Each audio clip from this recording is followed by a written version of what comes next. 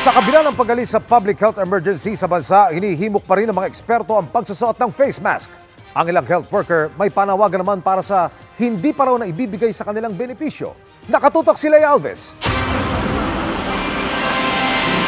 Matapos ang 3 taong pagre-require ng face mask, voluntary na lang ang pagsusuot nito sa public transport, ayon sa Department of Transportation. Kasunod yan ang proklamasyon ni Pangulong Bongbong Marcos na wala nang umiiral na public health emergency sa Pilipinas. Sa mga jeep nga kanina, may mga pasaherong hindi na nakamask, pero meron ding hindi pa rin ito inaalis. Okay sa akin wala na mag-face mask dahil nakakabala rin. Para sa akin, okay din may face mask kasi alikabok, usok, medyo nakadepensya rin sa katulad sa amin, may edad na kami. Pero may patakaran man o wala, pinapayo pa rin ng mga eksperto ang pagpe-face mask, lalo para sa mga nakatatanda, immunocompromised at may comorbidities. Ang mga establishmento, mainam pa rin daw na may sariling health and safety protocols. The lifting of the public health emergency doesn't mean wala na po tayong COVID. This will now be about our decision as a person.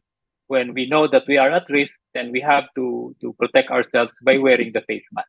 Sabi ng Private Hospitals Association of the Philippines Incorporated, maaaring magpasya ang private hospitals kung ire-require pa rin ang pag-mask sa kanilang pasilidad.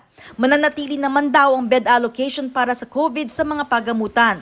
May panawagan naman ng health workers, lalo't may iba raw na hindi pa nakukuha ang kanilang COVID benefits, gaya ng health emergency allowance. Ang kinakatakot ng ating mga healthcare workers ay baka magkalimutan na sa private hospitals ang kukunti po, hindi po full na benefits na napabigay sa kanila. Sana mabigyan na ng mabigay na yung mga arrears ng ating mga COVID-19 benefits. At the same time, sana mag-focus din si President Bongbong Marcos doon sa usapin ng chronic understaffing, yung mababang sahod ng ating mga health workers. At the same time, yung kontraktualisasyon. Sa statement, sinabi ng DOH na babayaran ng mga utang na benepisyo. Ngayong inalis na ang state of public health emergency sa bansa, inaasahan daw ng simbahang Katoliko na lalong dadagsain ng Peña Francia Festival sa Naga sa susunod na buwan, kaya puspusan lalo ang paghahanda nila at ng pulisya.